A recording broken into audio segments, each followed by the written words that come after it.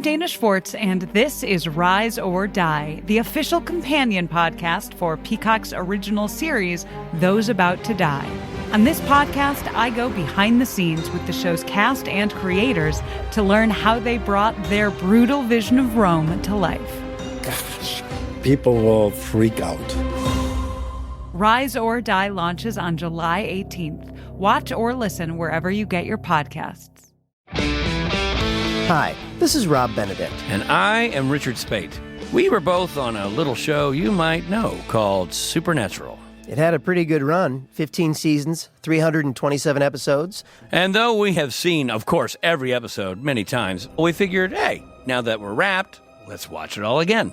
And we can't do that alone, so we're inviting the cast and crew that made the show along for the ride. We've got writers, producers, composers, directors, and we'll of course have some actors on as well, including some certain guys that played some certain pretty iconic brothers. It was kind of a little bit of a left field choice in the best way possible. The note from Kripke was, he's great, we love him, but we're looking for like a really intelligent Duchovny type. With 15 seasons to explore, it's going to be the road trip of several lifetimes. So please join us and subscribe to Supernatural then and now. Well, hello there, Scoobies. How are you doing? It is I, Kristin, up here in the intro, readying you for a live taping of Who Are You? The episode where Buffy is Faith and Faith is Buffy. Who's doing what? We taped it live at PodCon, and it was so fun. But before we get there, let's talk about a little news. First of all, you all sold out our New York City prom in under 1 hour. We know that there are so many more of you who want to come to a Buffy prom, and to that we say two things. First, this year we will have a handful more tickets to release. If you are on the waiting list already, know that by February 5th, you'll know if you snagged a ticket or not. So bufferingthevampireslayer.com/prom, that's where all of this information that I'm about to tell you is. If you want to get on that waiting list, go and get on it. By February 5th, you will know if you got chosen for one of those tickets. Cool? Cool. Second, please know that we hear you. We know that we can and should have even more proms so that all of your beautiful, perfect souls can attend. We really want to expand the annual prom event in a few ways. It would be really fun to make it a longer event, maybe a whole weekend. It would also be fun to do it in a few cities so that we have more room but can still keep the proms intimate and prommy. This year was not the year for us to tackle that expansion, but we're going to try our best to make next year's prom or proms even more accommodating. So know that we hear you, know that we love you. We are so excited about how excited you all are about the prom. We're going to have a blast this year in New York City, but don't worry, this is an annual thing. We're going to keep them coming, and hopefully all of you will get the chance to go to a Buffy prom. Okay? One more thing on prom. This is a call to those of you who have the funds to support someone else's prom experience. We're accepting donations of all sizes so that we can gift 20 prom tickets to those who do not have the income to afford a ticket themselves. So please, please, please take a moment today, head over to that site, bufferingthevampireslayer.com/prom, and click on the donate link. $75 will get someone a full ride to prom, but we're doing the hell math. We're adding up smaller donations so that we can put them together to create prom tickets. So anything you can give would be rad, and thank you to those of you who have already donated. Bufferingthevampireslayer.com/prom, you can find the place to donate. If you're someone who wants to apply for a donated ticket, go to that same link and you'll see the form that you can fill out. Cool? Cool. I'm taping this intro before I fly to Seattle. Spoiler alert, time travel. But I can say without hesitation that holy shit, I know we had the time of our lives at PodCon. Thank you so much to everyone who helped organize this brilliant event. And thank you to those of you who joined us in Seattle, and to those of you who joined us digitally, watched us do our thing from your computers. Super fun. Okay, friends, it is now time for...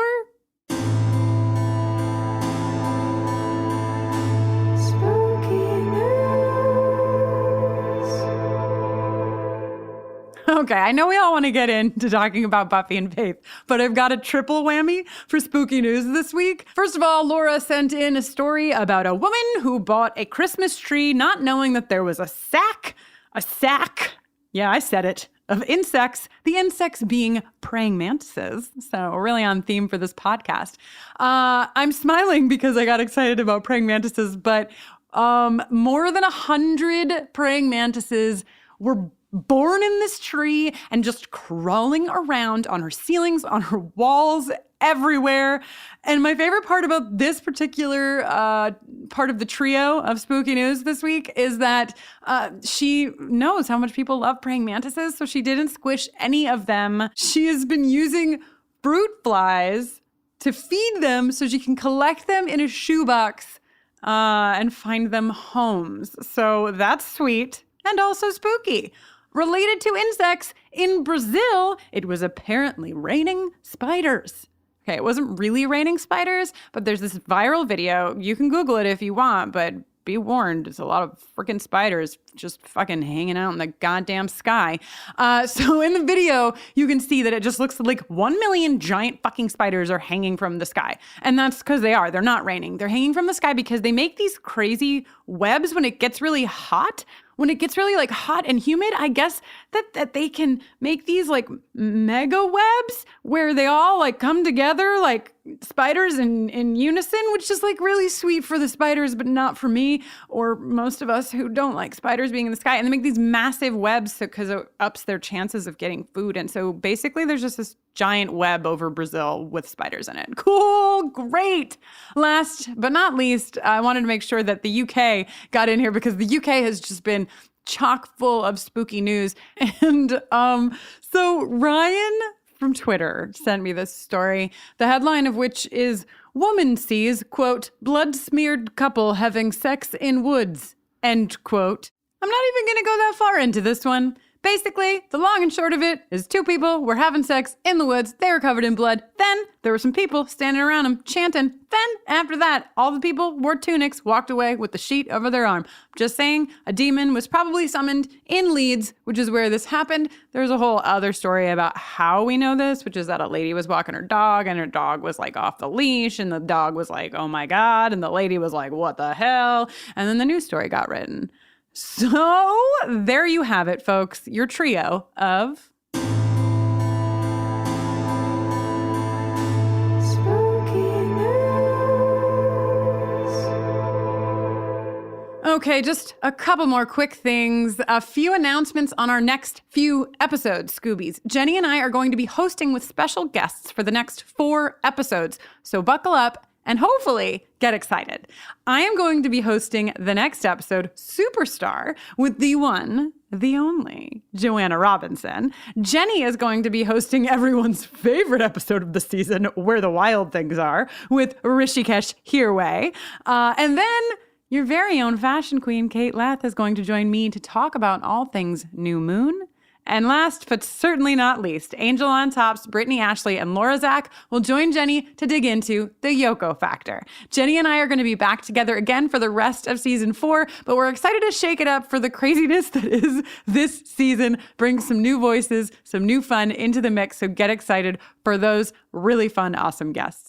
And as always, thank you to Lauren Klein, our dutiful sound engineer, who you can follow on Instagram at Lauren Taylor Klein. Thanks, Lauren, for making everything sound so damn pretty. Speaking of sounding pretty, speaking of looking pretty, let's get the hell into this episode.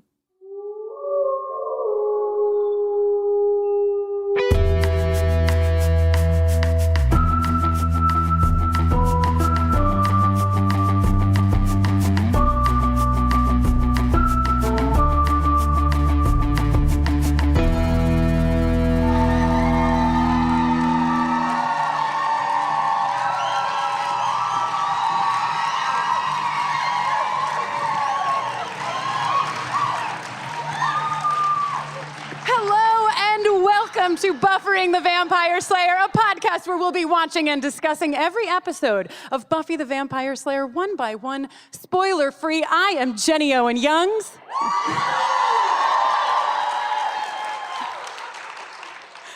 And I'm Kristin Russo, and this week we're talking about Buffy, Season 4, Episode 16, Who Are You? Are you trying to have more composure? Yeah. How's it going?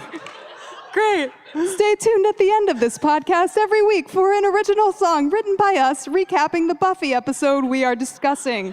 Wow, wow, wow. This episode was written and directed by Joss Whedon and originally aired on February 29th, 2000, which is a leap year and is a certain amount of days before or after my birthday. This is the one where, having switched bodies with Buffy, Faith enjoys freedom, among other things. Meanwhile, Buffy finds herself at the mercy of the Watchers' Council. Wow. That's it? Just one? Wow. Wow. Wow. I know, right? And for the record, boy, I cannot stand Riley, even though he is an immaculate, beautiful butterscotch hunk carved from a brick of caramel manufactured in France. No, I'm sorry, I'm getting confused. Wow, that was weird. That was so weird and also not as well executed by me as by some other people. But you were me when you were doing it, so whose fault is it really? Okay, so listen, some of you here know Buffering the Vampire Slayer. Who are you? Okay. Oh. And some of you might not, so we thought that, oh my God, you sat beautiful so far away. You were like, I know where I belong, I don't know Buffy, I'll sit all the way. Well, don't worry, this is an equal opportunity podcast, so Jenny is gonna give you a quick recap of who Faith and Buffy are to each other, because this is the episode where they have switched bodies. So if you didn't get that, I'm actually Kristin. This is Jenny. Beautiful. There it is. That was Rishi Hirway's idea, by the way, that we do the intro body swap. Yes. Thanks, Rishi. Thank you, Rishi.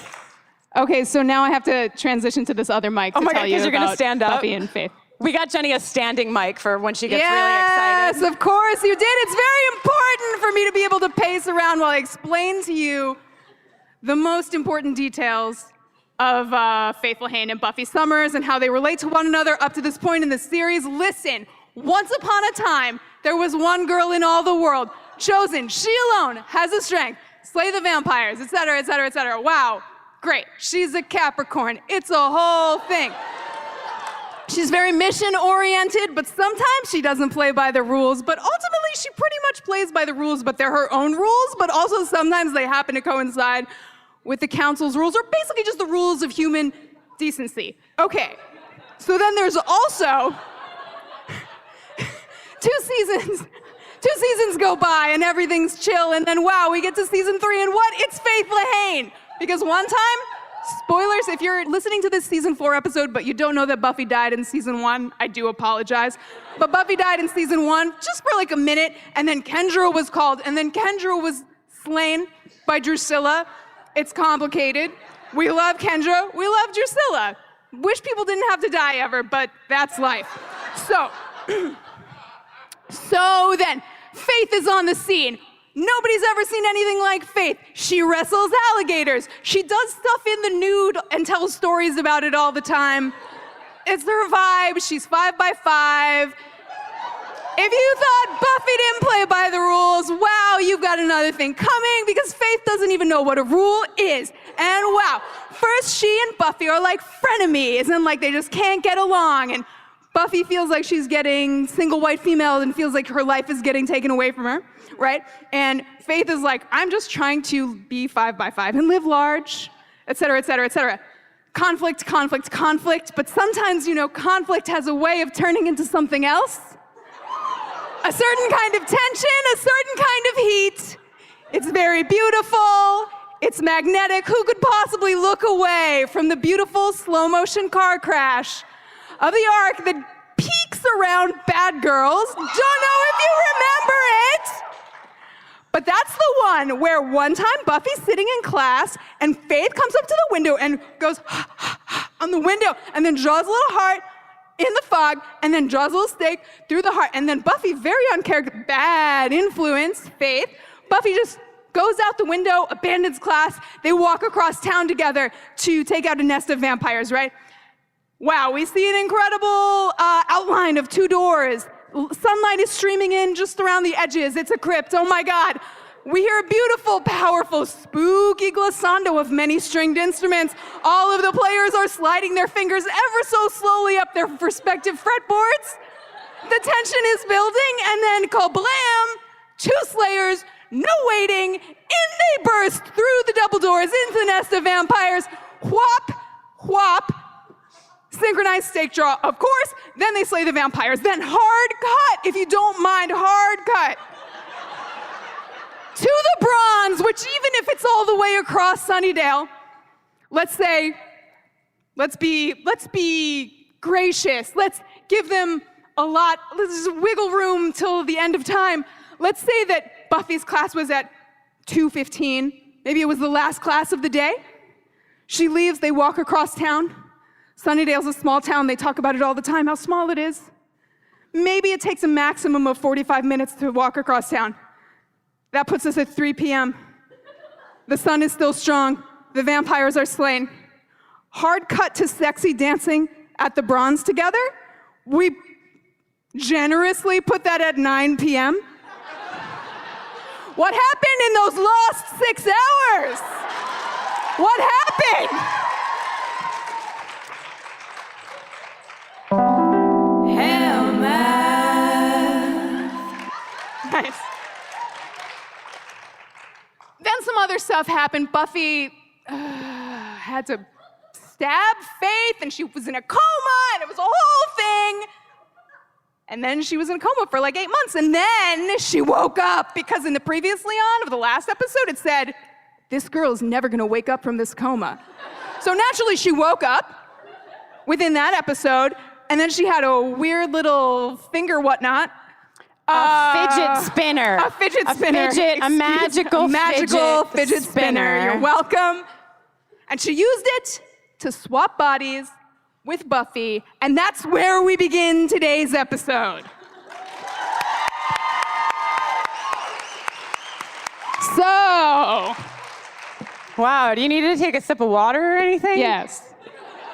Incredible, Jenny. Does everyone feel caught up? You feel good? Great. I literally wrote, let us begin by, Jenny gives a summary of Faith and Buffy. You did? Check. Okay, so let's get into this episode, shall we? We're gonna do the best we can to talk about this episode in 50 minutes that we have left, but we might not finish it. And if we don't worry. We're gonna go up to our hotel room, we're gonna finish it up there, and then you can listen to the rest of it later. We'll see how we do. All right, so the episode opens, as Jenny mentioned, right after the body swap. Faith. I can't live like this. So, Jenny is taking off her shirt, but she has another one underneath for the listeners at home. Scandalous, but not too scandalous. Okay, so from here on out, when we refer to Faith, we're referring to Faith in Buffy's body. Yeah, we're referring to Faith as played by Sarah Michelle Gellar. Yes, and Buffy as played by Eliza Dushku. Cool? Great. No confusion will abound. So Faith goes into the house with Joyce, right? But first, no, she doesn't even get in the house. They're still outside, and like the ambulance guy is like, yeah, she's just a kid. And the first thing she does is be like, she's not a kid, man. And you're like, Faith, dude, just like take it, just fucking get your Blend shit. in. Just try. Be cool. To be cool, okay? And then we go to the credits, and we're all like, yeah, I couldn't wait for this episode because I saw on the TV guide it was a to be continued, and I've been waiting all week to watch it.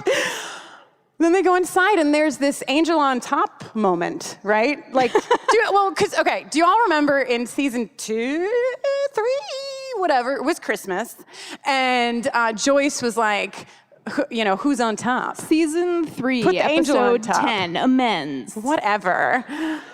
Anyway, the same thing happens with this confusion about what Joyce is talking about, because she's like, Faith?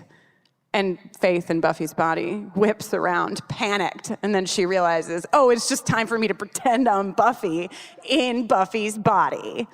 Like, did you not think about what was gonna happen before you did the thing? She had no plan. She literally is like, wicked, 5 by 5. Wait, good stuff. I'm good. So I want to take a second and just talk about the acting in this episode. Yes. Sarah Michelle Gellar, Eliza Dushku playing each other, fucking incredible. Yeah. I tell Jenny about once every day a different jingle she has to make for me and all of us. And today I was like, we need a Sarah Michelle Gellar jingle. Like, not a Buffy jingle, a straight up Sarah Michelle Gellar jingle, because she's incredible. And you can tell that they did a lot of like body studying too, right? That they picked up each other's body mannerisms. Anyway. Off to the races with Joyce like diving into her psychological assessment of Faith, which I like a lot because it's the first thing where Faith has to think about, like, Joyce says, I don't understand like why Faith is the way that she is, and Faith is kind of like going into autopilot and like, oh, like, how do you know like something drove her to what she is? Like, maybe she's just like that. But like also internally, I think she's having maybe for the first time the thought of like, oh, someone's trying to understand me. Is there something to understand about me? Am I worth understanding? Yeah, it's like Faith, when she's in Buffy's body, doesn't have Faith's armor to protect her from people caring about her and or people talking about her when she's not there, which often they don't do shittily, right? Like, nobody's like, yeah, fuck, well, Willow's a little bit like, fuck Faith, but that's kind of Willow's whole deal. But right, she gets to hear, and that's really the crux of this episode. Like, this is a Joss written and directed episode, and I think it stands up as one. It's so incredibly complex, and it's, I think, the deepest look that we get at Faith so far. Definitely so far. Excuse me. I mean, anything could happen. Yes, anything could happen. Who knows where she's going to go in that truck full of hay at the end of this episode. Okay. What? Whoa. She's in a... What did I do? I don't know. I think they have some ideas about where she might go. They might know where she's going. Okay, great. Okay, so now we get to this scene where the first thing... Guys... The first thing that Faith does in Buffy's body is she takes a fucking bubble bath. Okay? Now, you can see if you're here in the live audience that I'm smiling like an idiot, because I have a lot of feelings about it. Because I ship Buffy and Faith hard. I know a lot of us do, but I want to just have a brief conversation because we've gotten some comments. Last episode, before they swapped bodies, our Sexual Tension Award nominees were Buffy and Faith 4 times. You could not choose anyone. We really skewed the results. But some of you wrote and you were like, but this isn't, like, we're worried here because there's like, Faith is violent and like Faith is bad. And also, what's the deal with consent and body swapping? And I was like, what? Because, okay, so here's my feelings on this. Because there's a scene later where Faith is in Buffy's body and Faith and Riley sleep together. We'll talk about that when we get there. But the body swap itself, this is a fantasy sci-fi show. The body swap isn't real. I can't really swap bodies with Jenny. It's a larger metaphor so that we can see some of what Faith is feeling when her armor is gone and what Buffy is feeling when she's in the casement of Faith. And so I think, like, I get it. I hear what you're saying, but I think we're allowed to have fun and to ship this and to enjoy it without making it something that is a giant question of consent. That's my opinion. You can have yours. But I think that when it comes to sci-fi and fantasy, swapping bodies is more than just taking ownership of it. And it's kind of implied, of course. You can't swap a body. Well, I guess you could swap a body consensually.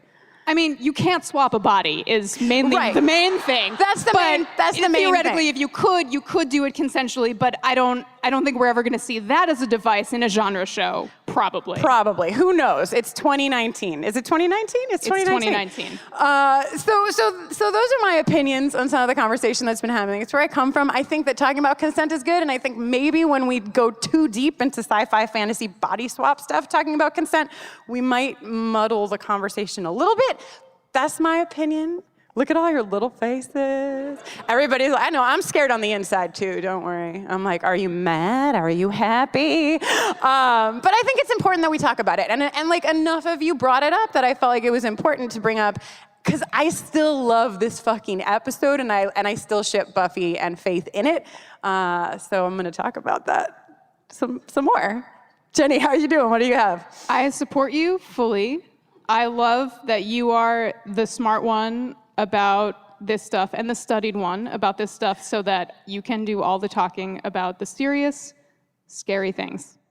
Thank you so much. I had a lot of conversations with other people too. I didn't just sit in a little empty room and think about it on my own. I was like, beep, boop, boop, boop, Heather Hogan, how you feel? Beep, boop, boop, boop, boop, boop. Like I called all my Avengers, and was like, hey, I Googled body swap consent. There's nothing on it. So if you need if you're looking for your thesis project, you can hit that up and then send it to us so we can read about it. Okay.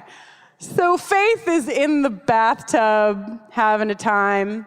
What kind of time? We know not. We can only speculate what kind of time is being had in that bathtub. And then she gets out of the bathtub and she's like pretty happy, pretty pleased with herself. And she's like, boy, that acting I did earlier was shit. Yes, she's dropping the G's off her gerunds. She's not saying like hard R's or T's. She's just like she's pretty hard Boston. Yeah. She's pretty hard New England. So it's time to stare deep into the mirror, stick out her tongue, and say, you can't do that. That's wrong. Like 50 times.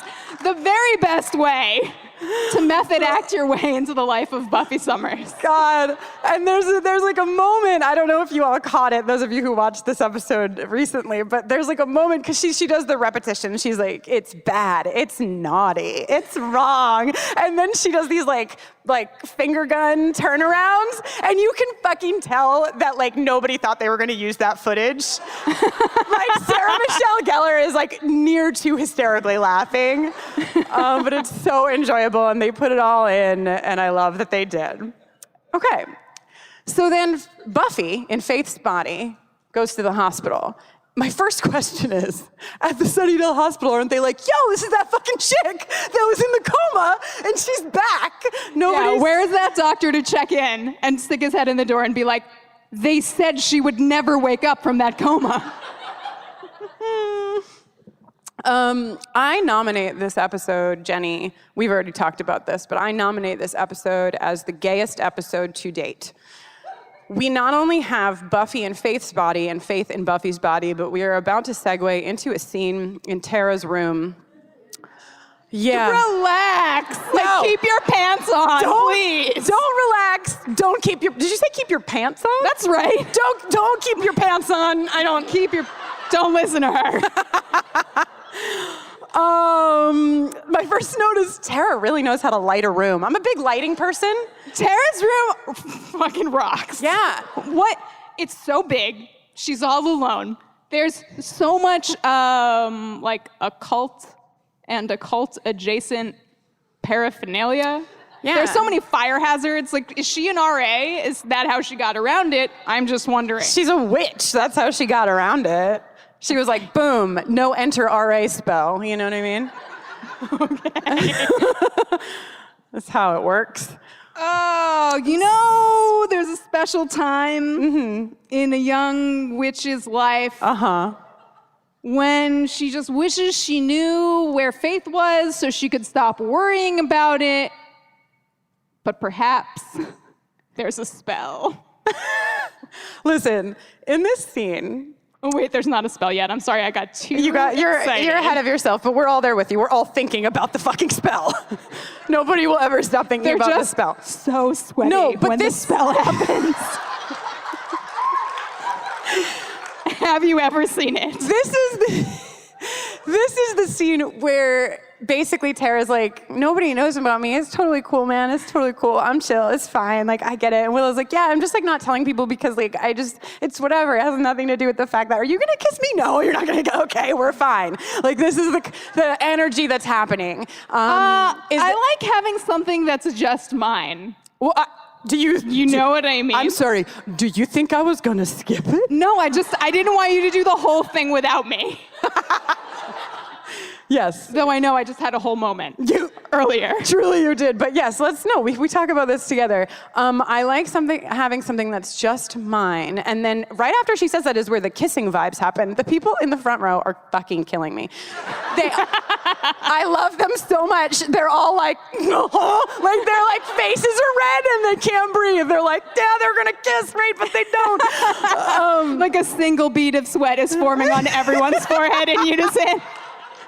Sliding down ever so slowly. Oh, so anyway, Willow gets uncomfortable because she senses it's like might be time to kiss. And those of us who have like maybe almost kissed a person who's sitting on our dorm room bed know the feeling of like, I really want this to happen, but like, I cannot let it happen. So she gets up and she's like, oh, Giles, gotta call Giles. And then fucking Tara says the gayest thing in the episode so far, but don't worry. So far. She will annihilate it real soon. And is like, I am, you know. What? Yours! Ladies!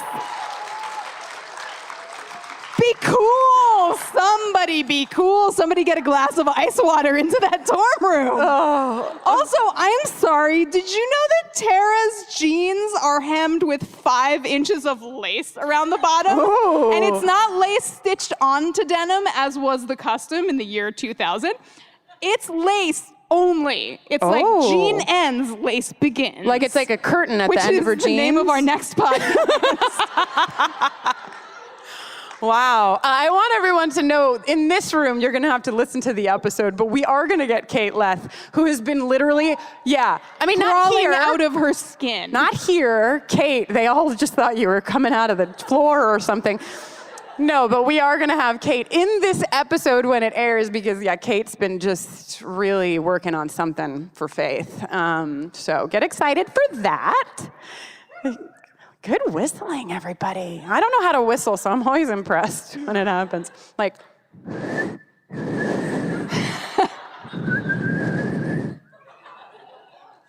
so close. That's really nice. That is literally the summary of our wonderful listeners. Like, I literally blew into my microphone, and the comment from the audience was so close. Truly. Bless you. Yo. If you're all set with your whistling practice. I'm done. I'm good. Yeah, thank you. Faith is going out. Yep. Don't worry. Buffy left all of her clothes from the episode Bad Girls at home at the Summers residence.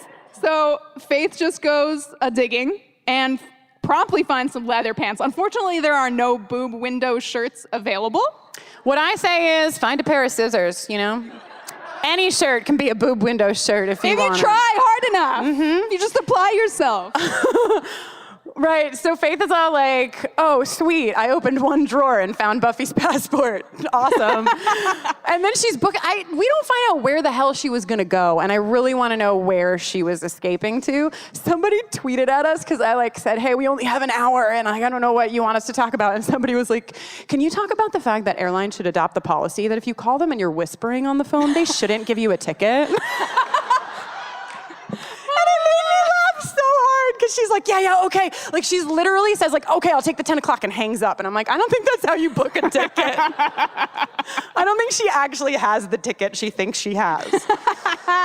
Anyway, she gets... Well, flying was different in 2000, though. That's true, yeah. Maybe not that different. I don't think you could say, yeah, book me, bye. So Joyce is like, what are you doing? And Faith is like, just getting this mail and picking up this sweet lipstick, Joyce. And Joyce is like, you're a really bad actor. I don't think you're my daughter.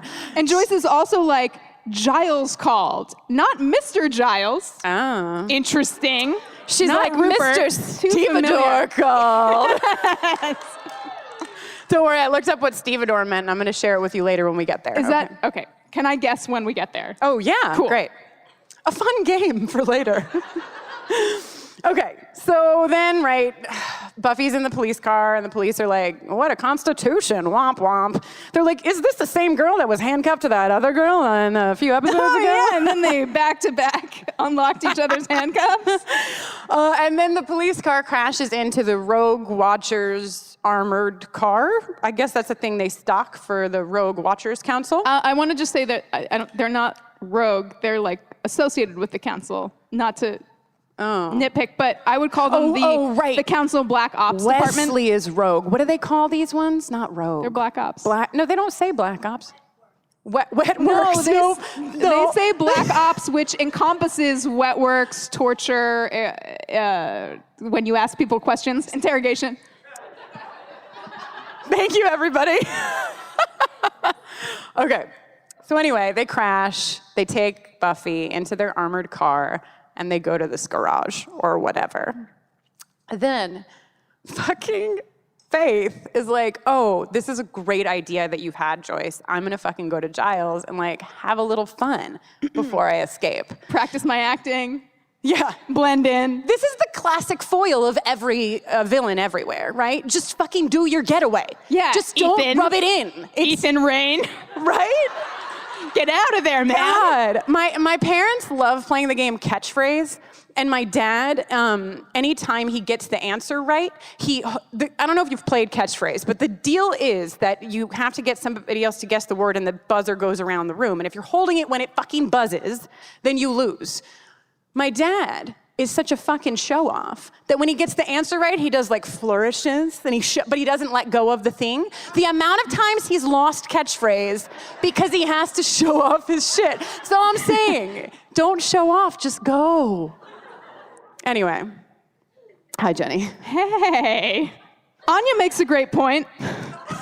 Yes? Just leaping forward into this conversation, which is, everything's fine, so why did you call us here? Yes. Why did we all gather here in your living room once again to hear that everything is fine? That is a line that I really appreciate. I feel like it was the writer's room really being self-aware. They're like, we're really just writing this scene so that we get the fun of watching Faith and Buffy's body interact with all these characters, so we'll call it out. But yeah, basically we find out that Buffy is in the hands of the council. Like you said, wet works, which means murder, with scuba gear, according to Xander. Really the thing I love the most in this scene is the moment between Willow and Faith, because, first of all, Willow's like, what's up? But I also feel like Faith is like pretty into Willow too, isn't she? Like, I'm not stressed. If she's not yet, she will be in a couple of scenes. Yes. Can't wait to get there. Great. Anyway, then Faith learns about Adam and is like, I'll get him. We leave. Yeah, Jenny? I just want to mention that Xander and Anya had a plan that night, and it was to light a bunch of candles and have sex near them. Which is a pretty rockin' plan. Yeah. It is a great plan. A plan who would be into that plan? Detective Angel. True. Loves a good candle, that guy. And being dangerously close to them, especially with like lots of exposed flesh. Immolation Watch 2019 continues.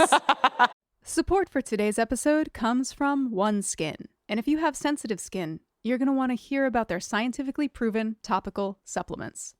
Free from over 1,500 chemicals and preservatives that can make skin red, irritated, or itchy, their products are safe for sensitive skin. It's just one of the reasons they've earned the skin-safe seal of approval. They've also earned the Jenny Owen Youngs and Kristin Russo seal of approval, if I do say so myself, Jenny. I couldn't agree more. I've been using OneSkin for a few months, and after a few weeks, I remember it like it was yesterday. I texted Kristin, and I was like, maybe she's born with it. I looked in the mirror that morning and was like, oh, things are happening, and I am happy. I have used a million billion skin products, and I did not think that I was going to switch off of the skin lotion, the moisturizer that I used, and the under eye cream that I use, because I have used them for a little while and I really like them. And I've switched completely, which is a pretty big deal. OneSkin is the world's first Skin Longevity Company. By focusing on the cellular aspects of aging, OneSkin keeps your skin looking and acting younger for longer. Get started today with 15% off using code BUFFERING at oneskin.co. That's 15% off at oneskin.co with code BUFFERING. After you purchase, they'll ask you where you heard about them, and if you can, please tell them that we sent you. As a podcast network, our focus is bringing you shows you love to listen to. But we also sell merch related to those shows. And partnering with Shopify has made that both possible and simple for us to do. Shopify is the global commerce platform that helps you sell at every stage of your business. Whether you're selling scented soap or offering outdoor adventures, Shopify helps you sell everywhere because they've got you covered from their all-in-one e-commerce platform to their in-person POS system. What's so fantastic about Shopify is how, no matter how big you want to grow, they provide everything you need to get control of your business so you can take it to the next level. Businesses that grow, grow with Shopify. Sign up for a $1 per month trial period at shopify.com/realm. That's all lowercase. Go to shopify.com/realm now to grow your business, no matter what stage you're in. Shopify.com/realm.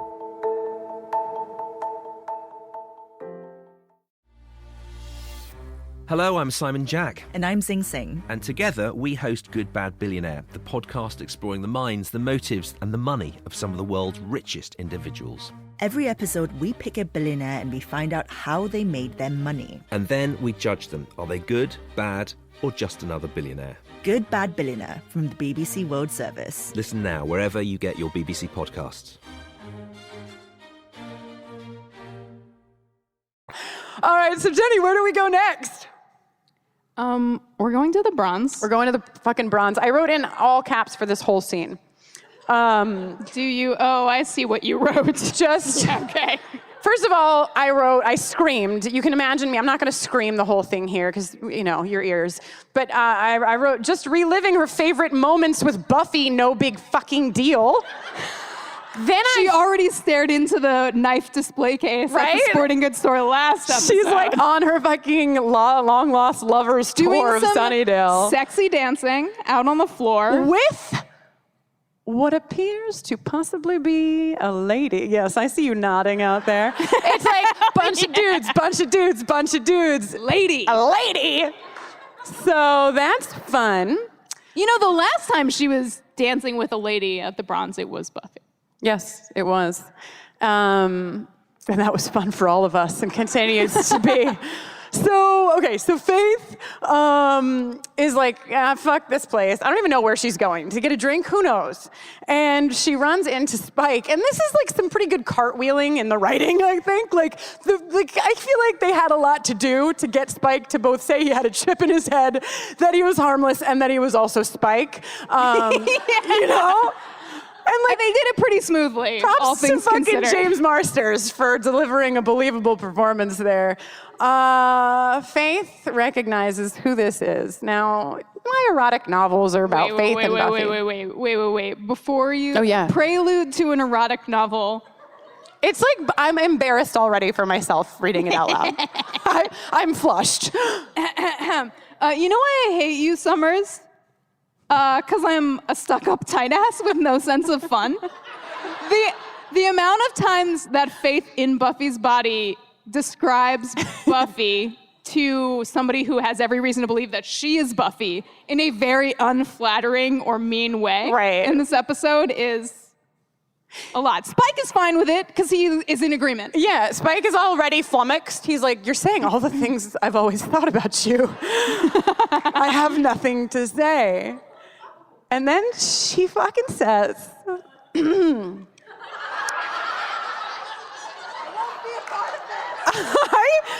I know, it's too much for me, but I'm doing it. God damn it. I could have anything, anyone, even you, Spike. I could ride you at a gallop until your legs, if there are children here, get them out. Until your legs buckled and your your eyes rolled up. I've got muscles you've never even dreamed of. I could squeeze you until you popped like warm champagne, and you'd beg me to hurt you just a little bit more. What the fuck? I'm dizzy. I had an out-of-body experience. Oh my God. And like everybody we've talked to, like Kate was literally like, I can't talk about this, like was formative to me. I remember this scene as a child, like I remembered it. Laura Zach, who is the co-host of our Angel podcast, Angel on Top, was like, I just want everyone to know I used this on someone and they didn't know what it was from and it fucking worked. So, Wait.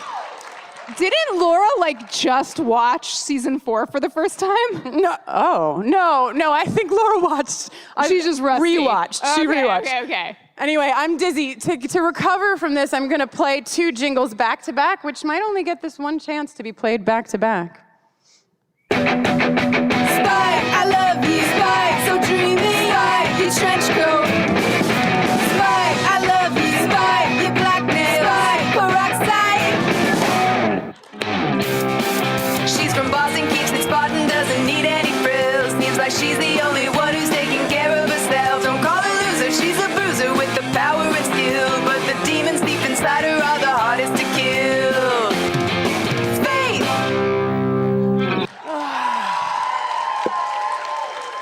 Holy shit. I've made some observations based on playing those 2 jingles back to back. I guess when you have a jingle, the point is just to get to the point, right? Because everybody was like, Spike, words, Spike, words, Spike, words. And then for Faith, everybody was like, waiting for their moment, poised, ready to leap. Faith! So I'll use that moving forward, what I've learned here today. Thank you. Anyway, so then Faith walks away and is like, and you know why I don't? Because it's wrong. Good thing she practiced. And then fucking Spike loses his entire ever-living mind, just like we all did. And the only way he properly can respond is to smash a bottle against the wall, which I get it. If I had a bottle, That's the only I would response also that makes sense, for sure. Smash it. Okay, my next... Are we done with that scene? Are you good? Are you okay? Please, let's get away from it as quickly as possible. My next... No, I usually head my notes with like where the scene takes place, and all that I've written to let us know where we're going is, who cares about Adam in a cave? I would like to play a jingle now. I'll play it and then I'll explain why I'm playing it here. The patriarchy!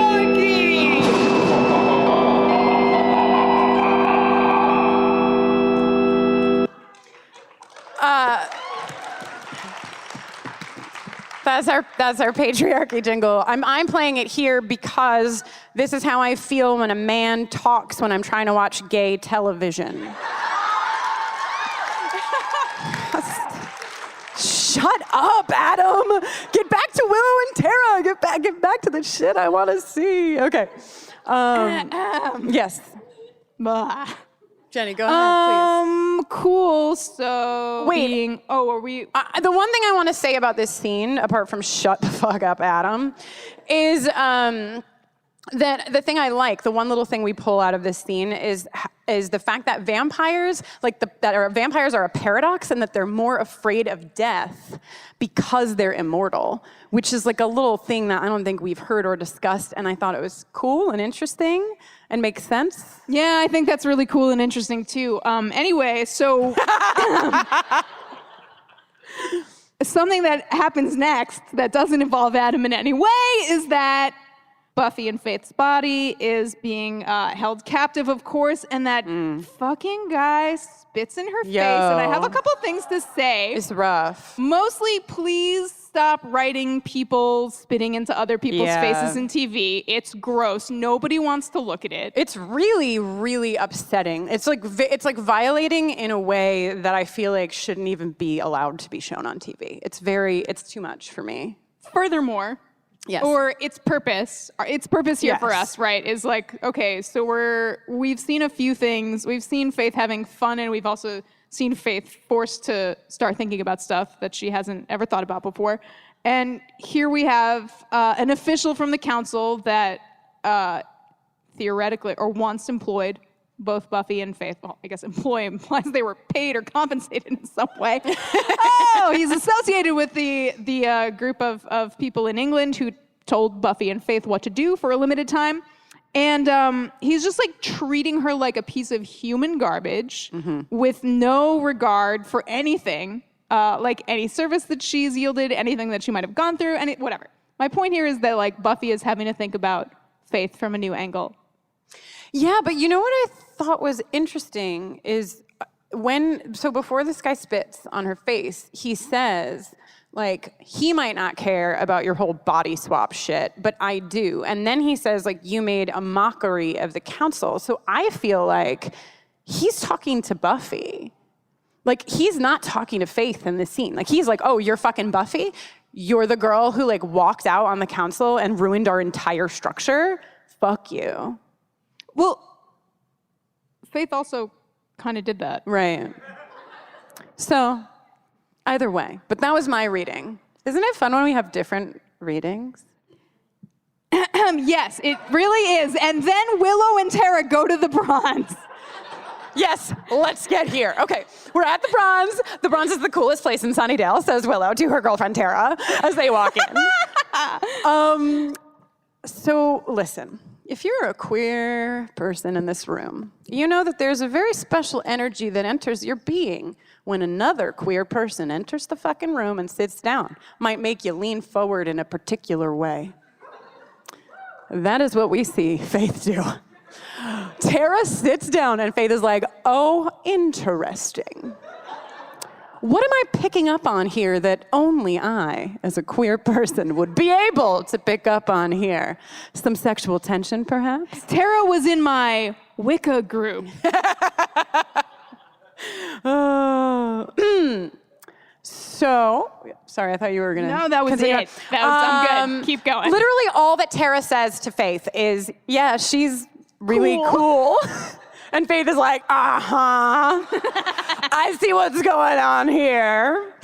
She makes the unfortunate reference, so Willow's not driving stick anymore, which is, not a thing that we would say, I think, now. I will say that in 2000, because Jenny and I were talking about this, right? It's like, when we talk about queer women, we're certainly aware of the fact that queer women have many different bodies, many different body parts and body types and body shapes and body sizes. Here, now, in 2019, God damn it. It's January, give me a month. Also, Willow hasn't renounced driving stick. Bisexuals are real. Right. But I will say that in the year 2000, even I, Kristin Russo, human who has worked with LGBTQ communities for almost a decade, would have not known that part of the conversation. We were in a different time in 2000. So anyway, Faith is like, yeah, you're totally fucking gay, right? Then she's really mean to Tara. Which sucks. Nobody likes that. No, it's rough. It's like, being mean to Willow is a number one worst thing, but being mean to Tara is pretty fucking hard. I feel like being mean to Tara might be worse. Well, yes. You are. Well, consider, we haven't seen Tara do anything That's true. shitty yet. We've seen Willow make like some mistakes. We've seen more of a complete picture of Willow, right? That's true. And at this point, Tara is just a vessel of innocence and love. So Willow tips off Faith that there's a vamp in the Bronze. And yes. Incredible actor Faith is like, oh yeah, wicked obvious. And then like has like a few moments of pause before she's like, oh right, yeah, of course I slay those. That's what I slay. I'll be right back. All right. And then there's this moment, and this is, again, like, to touch back on, like, the larger theme of this moment is here to show us what it feels like for Faith to, and I think this is her remembering what it feels like. Because before she killed Alan, Faith had a dark side. Certainly, she didn't like to follow the rules and, like, yada, yada, yada. She had her things. But that was a pivotal moment for her. She was still slaying vampires. She was still saving people. She was still like doing that part of the work. And so I think what happens after she slays this vampire and this girl is like, thank you, is recognizing and remembering not only like what Buffy gets when Buffy is slaying, but also what she used to do. She's definitely like, what is this feeling? Right. It is vaguely familiar. Was it in a dream? And it's really hard to watch this episode because the whole episode she's having that feeling and trying not to have it, trying to just take cover underneath like the layers of protection that she usually has, and she doesn't have those. So anyway, she goes back out and Tara's not feeling well. And if you didn't get a good glance at Tara's I'm not feeling well stance, you should go back and look at it. She's like glowering with her arms crossed in the distance. Like, your energy isn't lining up and I'm mad about it. Faith says, you give her whatever she needs, Will. And I wrote, Faith is into this in literally only the way a queer woman can be into this. And then Willow's like, what are you going to do now? Go over to Riley's? And Faith is like, yeah. That's exactly what I'm going to do. Excuse Great me. idea. Goodbye. She doesn't actually respond. There's just like a cartoon puff of dust where she was. As she roadrunners out of there. Right. We learn that the Watchers don't care about each other. They're willing to sacrifice their own kind to get the package. Blah, blah, blah, blah, blah. Who cares? Cares? It's time. She's not your friend. There's something wrong with her energy. There's a rift. There's a schism. Something's like been jammed in where it doesn't belong. I didn't say it. They said it in the show. There's a hot, awesome hyena possession callback. Beautiful, mwah. And then Tara utters that magical phrase that every queer woman hopes one day she will hear from the object of her affection. I'll have to be your anchor. Keep you on this plane. I'll have to be your anchor and keep you on this plane, Willow. It's not like anything we've ever done before. I trust you. Wow. I said to Jenny earlier, is this the first on-screen orgasm we've seen in the series? Yes, because it's two queer women. That's fucking why, you know what I mean? No, but, right, they do this spell. And this spell happens in tandem. I mean, it's like as though we couldn't, yes, thank you, front row. Spell. Everybody did the quotation marks. In the front row, they do this. Yes, magic. My favorite recreational activity. And if we couldn't get the implied meaning of their magic, it's put side by side with the scene of Faith and Buffy sleeping together as well. So if we... Oh! She sees what she wants to see. There's no help for it. You know, you can't just manifest these things into being by talking about them on a podcast as though they already happened. I literally looked confused at the confused faces. Like, what? No, I know there's like a whole issue because like, whatever, but like it was Faith and Buffy. Oh, I said Buffy. Okay, so let's finish out the Tara and Willow scene. My notes here, I'd like to read them if that's okay with you. Curtains close and anoint each other, yup. Make those whisper circles, girls. And get all sweaty, whoa. Hands together, eye contact, lift off, Willow falling backwards, hell yeah.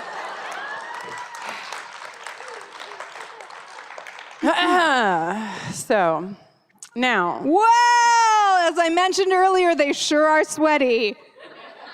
They are. This scene is really positively intense. glistening. This is really... The breathing is heavy and deep.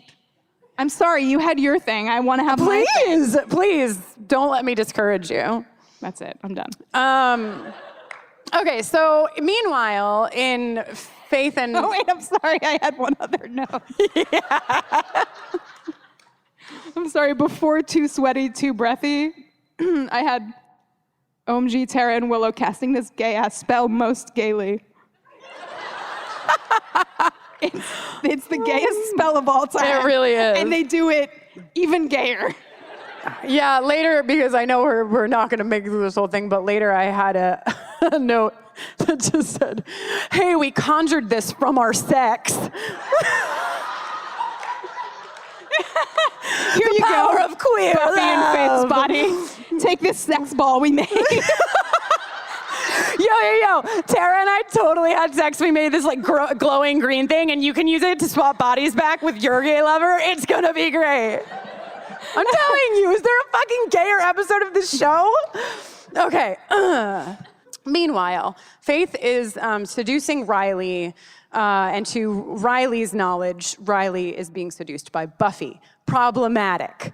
This is where I'm going to say problematic. It's written, of course, to be problematic. I mean, certainly the writers weren't like, it would be super chill. You know what will cause no conflict? Right. Everyone will be fine with this. Everyone will be super cool with this, which is really fucked up, super fucked up. And Riley, I'm sure we're not going to get to see it, but Riley's going to have a lot of unpacking to do about like this whole thing. The way that this happens too is interesting, and I think it's written to give us an insight into what Faith expects out of physical connection with a person, and also like what she does not expect, which is to be respected, to be loved, to be cared for, because it's not just play. I mean, certainly you can have a good time and say things like, how do you want me? What do you want to do with this body? And mean it for fun. And Faith, I don't think she does. I mean, I think there's a little bit of fun there, but I think the deeper. There's like a little bit of her being like, I was once on an episode of this show called Bad Girls. You remember that episode? Right. Bad Girls? There I was, being a bad girl. Yeah, and I think there's also probably part of Faith that is curious about how good Buffy is in many elements, right? It's like, not only is she, like, she wants to find out, like, what if... Oh, I'm sorry, good in quotes? Yes. Well, sure. I just feel like she might be also really excited if Riley's like, yeah, let's do that fucking crazy thing that we did the other night. That we always do. And Faith be like, I fucking knew it. I knew she wasn't just good. I know she did stuff. Anyway. But instead, what she gets is a session of gentle, respectful lovemaking, followed by an I love you.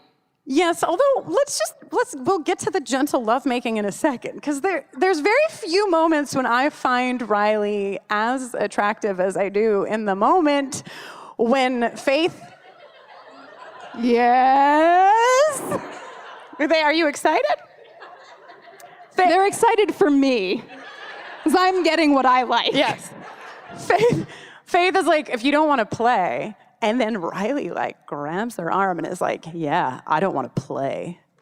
And I'm like, wow, remember the size of Riley's palms? I know! He puts his hands on her body again and they are still enormous, comparatively. I feel like Riley lifting Buffy is like a whole sexuality in and of itself. I agree. Here for very it. much. I'm here for it. With that statement. Okay, so Thank then, you. Right, so then I love you is said, and this is like... Seems like for the first time. It is. Right? It is definitely for the first time. What are the odds? Riley, pick your moment. Oh, Riley. And of course, this induces like straight up anxiety attack for Faith. Get up, get off me, get off. And she says, who are you and what do you want from her?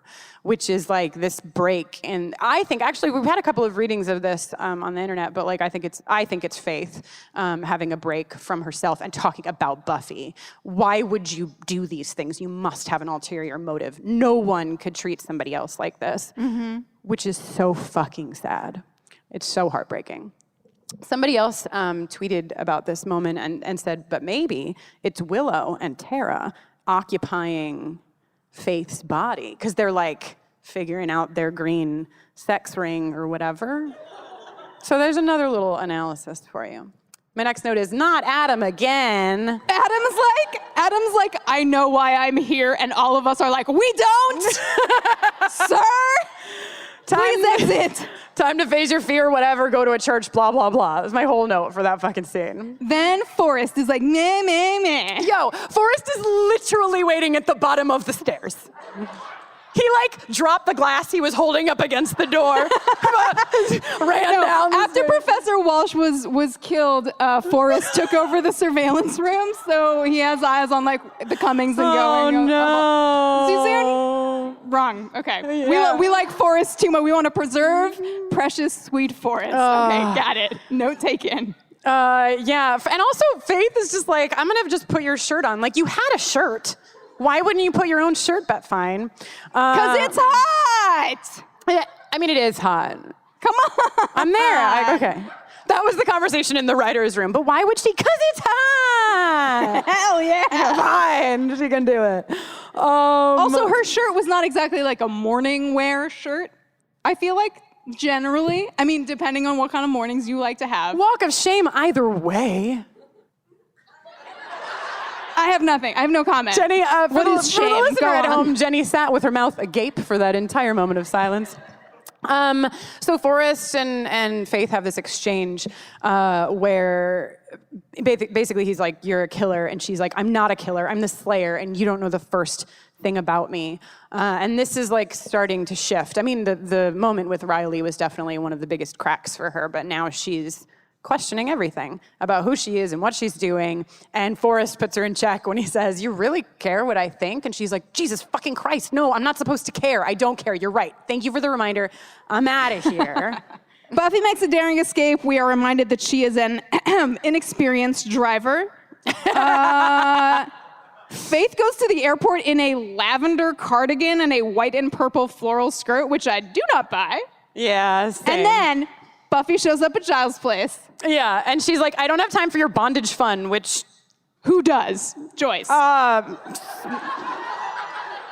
of hands? And she's like, don't you recognize me? I recognize you when you were a demon. And he's like, how was I a demon? And whatever. They have this whole exchange, the most important part of which is, my mom said you were like a stevedore during sex. What's a stevedore?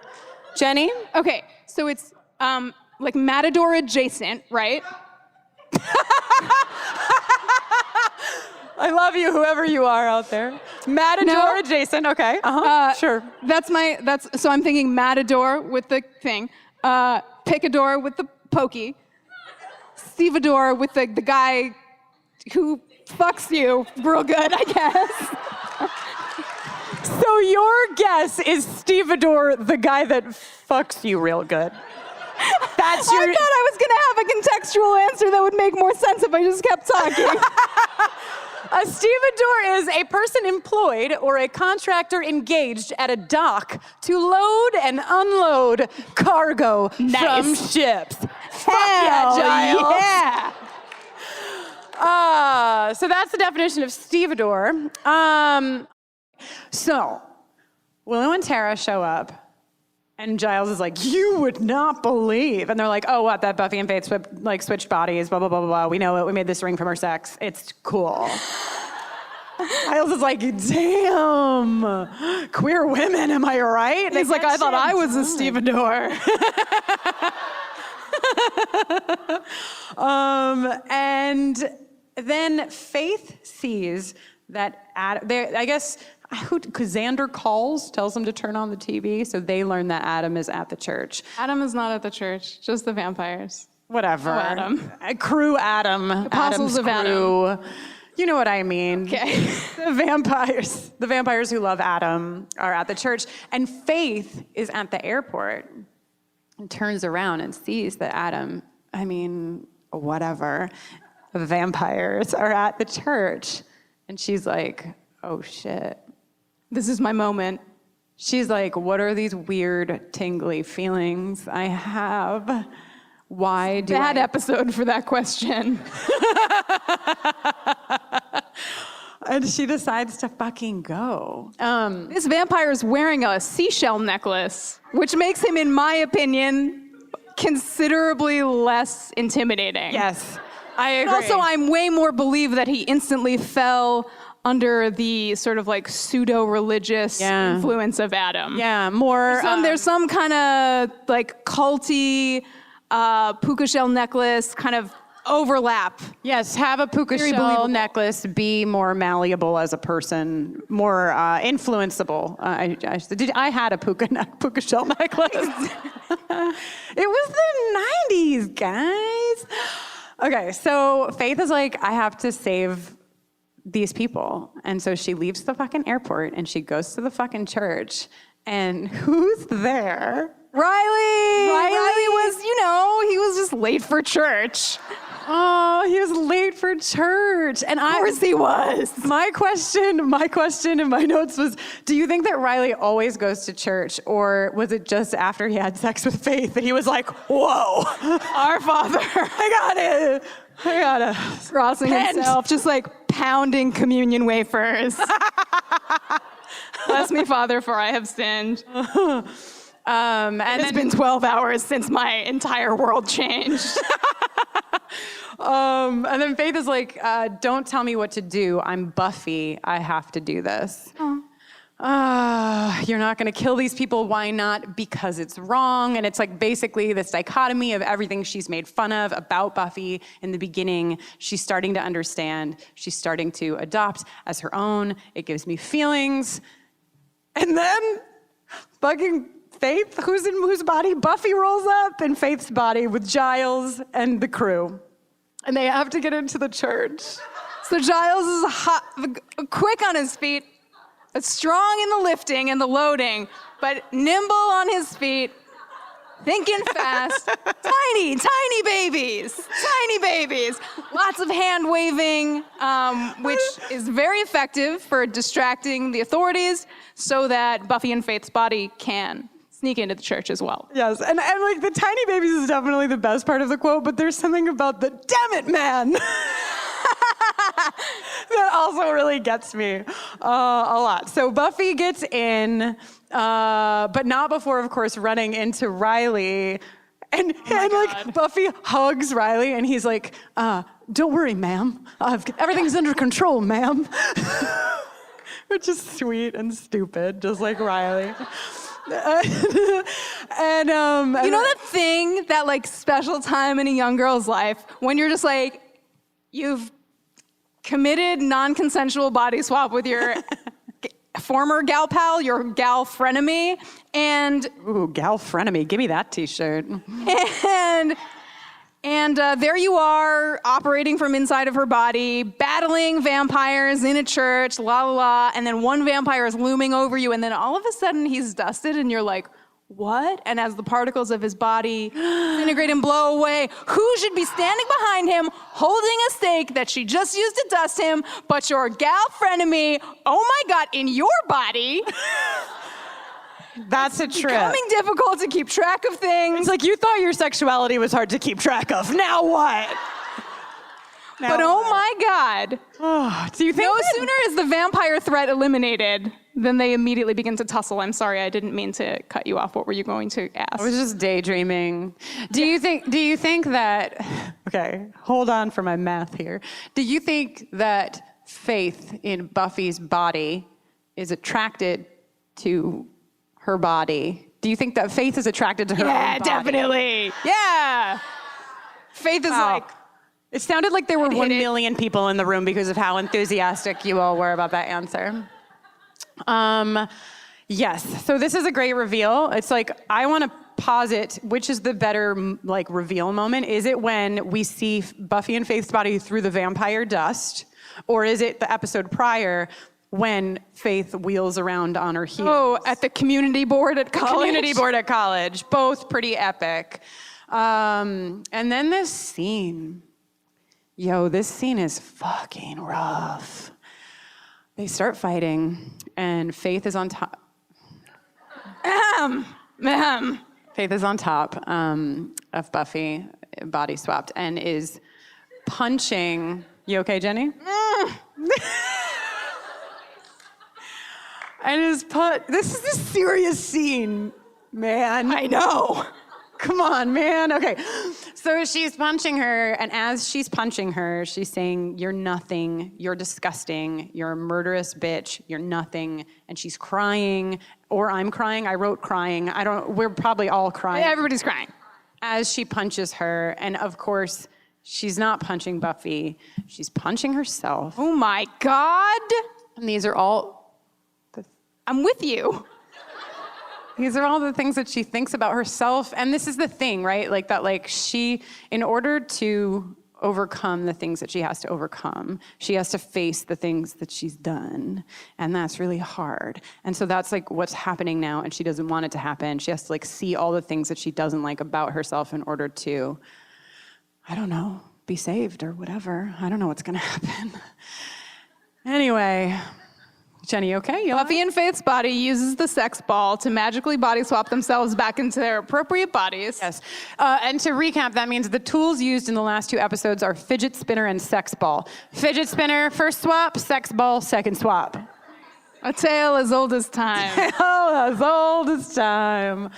And they swap back. And Buffy... And then there's like this great look yeah, between them. Where they're like... Well, that just happened. And everybody knows. Buffy knows what Faith was doing, and Faith knows what Faith was doing. And they're like, holy shit. And Buffy, like, holds her heart. And she has tears on her face, which I think are from Faith, right? Like, when Faith was crying and punching. It's just really fucking intense and incredible and brilliant and beautiful. And, like, kind of the whole reason I think that we love this show so much is exactly this. It's like... If you told somebody, like, I watched this show and these 2 slayers swap bodies and then they fight each other, people would be like, cool. But, like, when you know the characters and you know the depth of them and you watch them and you follow their journey and then you see this, I mean, and this is, I think, because when I first watched the series, I was like, Faith, you know? I really had to get pretty far with Faith to be like, oh, I love her. And so my whole viewing of this series the second time through has been with all the knowledge. Cordelia and I had a similar journey, right? Like, everybody was like, I don't understand why you like her. She's always mean to Willow. She says things about Sears. We all love Sears. Everyone's Achilles heel, Sears.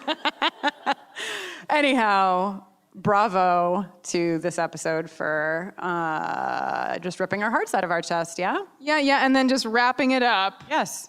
Buffy and Riley have a conversation where they both figure out together what happened between Riley and Faith in Buffy's body. Yes. Buffy is wearing a spaghetti strap tank top. Tank top. A tank top that was probably hand knit by her little cousin in home ec class with chunky thread. I don't know if you noticed that, but I feel like I didn't. If somebody doesn't talk about it, I'll be mad. So I'm saying it. I am brave. And then Faith rides away in the back of a truck. Yes. Right. Yeah. Also, there's an exchange. You slept with her. I slept with you, which I feel like is a thing. Like, it's confusing. And I don't know, because I don't think they unpack this anymore. They don't unpack this anymore, do they? I genuinely don't remember. Great. We're great. A little bit. Anyway, right. Faith is in the back of a truck with hay, riding to a destination. I mean, I don't know where hay is needed, but I'm sure that wherever she's going, there's a big lack of hay. And Jenny, we have one segment left before we open it up to a beautiful Q&A with these beautiful people. Sure. We don't have our jingles with us, so we'll have to just sing it in. Sexual tension award. Beautiful. Sexual attention award. Well, it's another beautiful day here at the ongoing Sexual Tension Awards of Buffering the Vampire Slayer. Here we are at season 4, episode 16. Who are you? And the nominees are... Wait, I should say who won. Season 4, episode 15. The winner was Buffy and Faith. It's a shocking... In a landslide victory that no one saw coming. Yes. Cool. Now you may bring us the nominees for this episode. Okay, so we've got the memory of Joyce and stevedore Giles. I will take any more context for that pairing that you could give me for the rest of my life. You got a detail? Share it with me, please. Okay. We've got Faith in Buffy's body and Spike at the bronze with the galloping. With the galloping. We've got Faith in Buffy's body at the bronze dancing with a lady dancer. chasing that sweet memory of the last time she danced with a lady at the Bronze. And then our fourth entry into this competition, of course, is I don't know if you remember how much Willow and Tara sweat and breathed heavily and made a magical ball out of their sacks. But obviously they are the fourth and final contestant, and please join us in democracy by casting your vote on our Twitter poll. We are at BufferingCast. Please and thank you, thank you. Okay. Now, for the uninitiated at the end of the episode, we like to say, till next time, and then, ooh, right, okay, so do you feel confident about your wooing abilities? Feeling lupine in nature and very powerful? Then please join us. Till next time, woo!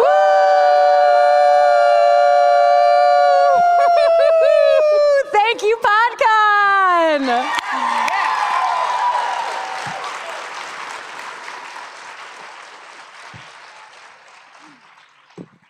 Oh, hi there. Bet you weren't expecting to hear from me after the howl, were you? Well, welcome back to Buffy Fashion Watch. You didn't think I'd miss out on Who Are You or This Year's Girl, did you? There's way too much pleather in both of these episodes for me to sit this out. So this combination of episodes is actually one of my favorites, and even though I'm not the world's biggest season 4 fan, I do love Tara, I do love Faith, I do love Buffy, and everything that happens to all of those characters in these two episodes is fascinating and extraordinarily gay. So, big fan. The distinction between the two episodes is pretty clear. The first one doesn't have a lot of notable fashion. Willow starts off wearing not just a terrible snowflake sweater that I'm pretty sure is some sort of wool pulled out of a grandma's basement, but a hat that I at first thought was polar fleece and then realized might be corduroy, and all of that is a crime. But once we get into episode 2, we start off and Buffy's hair is crimped. Now, it picks up from the episode before, literally scene to scene. She's standing outside with Joyce. But as soon as the body swap has happened, her hair is crimped, and it stays that way the entire episode. And I admire that commitment, even though Faith doesn't really have crimped hair, but I guess they want us to remember that she's bad. And she is, but her outfits are so good. Her signature look, which is pretty much all that she's wearing in this, her tube top and jean jacket, is amazing. Everyone's got pleather or wet look or leather or whatever the hell those pants are that for some reason Faith knows with certainty that even though she's in Buffy's body and Buffy is the good one, there's gonna be some pleather pants there for her. And, you know, why not?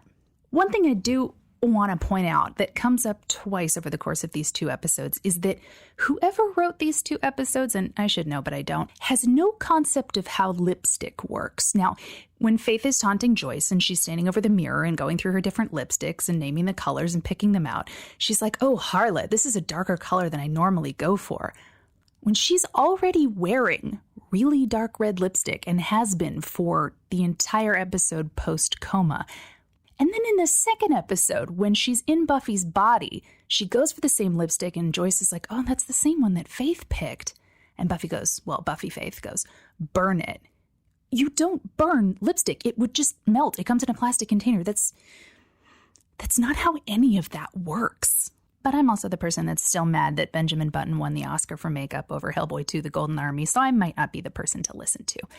The other outfits of note come from Willow and Tara. Now, there are some unremarkable sweaters and, like I mentioned, crimes that happen, but the outfits that they wear to the Bronze are so good. They're matching. They're in crimson and black. There's so much mesh. There's ribbon. There's silk. There's those trademark long skirts that everyone is rocking until they fall apart in these episodes. And I love it. I think it is so cute. Tara's got that little hair clip, that ombre or are your roots growing out thing is still happening, and they're very much in their element. Plus we get, I'm yours. Ugh, makes me cry every time. Woof. Okay, I've already come in at the end of this episode and I don't want to keep anyone because that would be wrong. So until next time, I'll see you at the mall. I've been waiting for this day for a very long time. I thought I might sleep for the rest of my life, but now I'm wide awake and revenge is mine. Both of us were chosen so far as I see. Don't know why you seem to think you're better than me. Now I'm gonna find the fun inside of you, bee. Seems like you think you've been living your best life, so I'm feeling driven to test drive the one you've been given. While I was sleeping, I dreamed about you, and all the ways I'd make you pay for taking my whole life away. All that I wanted to do was find a way to make you see that you are just the rest of me.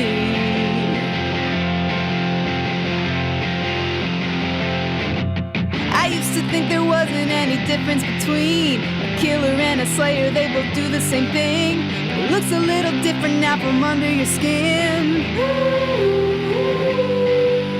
Seems like you think you've been living your best life, so I'm feeling driven to test drive the one you've been given. While I was sleeping, I dreamed about you, and all the things I'd want to say if I ever got the chance someday. Thought I couldn't do what you do, but when I'm you, it comes easily. Maybe you're the best of me.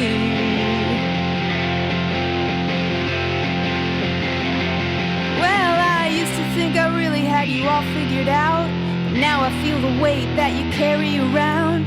Maybe one day we'll be standing on common ground.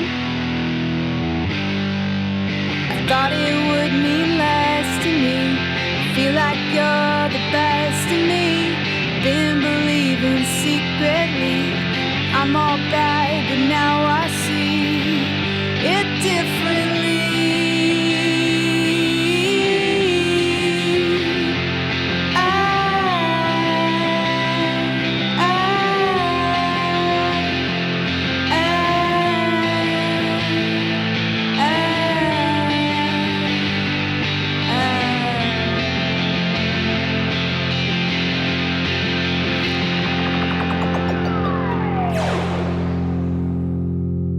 While you were sleeping, I dreamed about you, the things I want to say and how I might never get the chance to now. I need to tell you what's true. I know that you're the rest of me. You could still be the best of me.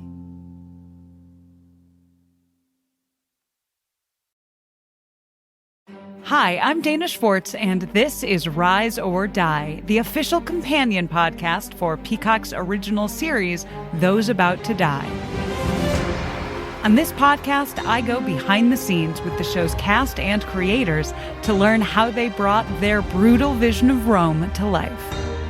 I talked to acclaimed director and executive producer Roland Emmerich. When I saw the first race, I was like giddy. Actor Ewan Ryan. For an actor, that's a dream, although you do get a lot of sand in your sandals. And so many more. You helped summon those ghosts back onto that stage. Every day when I went to set, I was giggling about what I saw. I think it's going to be a breathtaking thing. People will freak out. Rise or Die launches on July 18th. Watch or listen wherever you get your podcasts. Finding a new podcast to listen to is easy. Finding a good new podcast, that's a little tougher. So let me recommend one. It's called Something You Should Know. If you like fascinating information you can use in your life from some of the top experts in the world, you're going to like Something You Should Know. I'm the host, Mike Carruthers, and recently we've covered topics like the benefits of laughing, the science of dreaming, where your deep desires come from, even how to make the perfect burger. We produce 3 episodes a week, and each episode is packed with rock-solid intel that will make your life better. And we have a lot of fun doing it. Something You Should Know has been ranked on the Apple Podcast charts every day for over 7 years. A lot of people like this podcast, and you will too. Listen to Something You Should Know wherever you get your podcasts. Look for the bright yellow light bulb on the blue background. It's something you should know.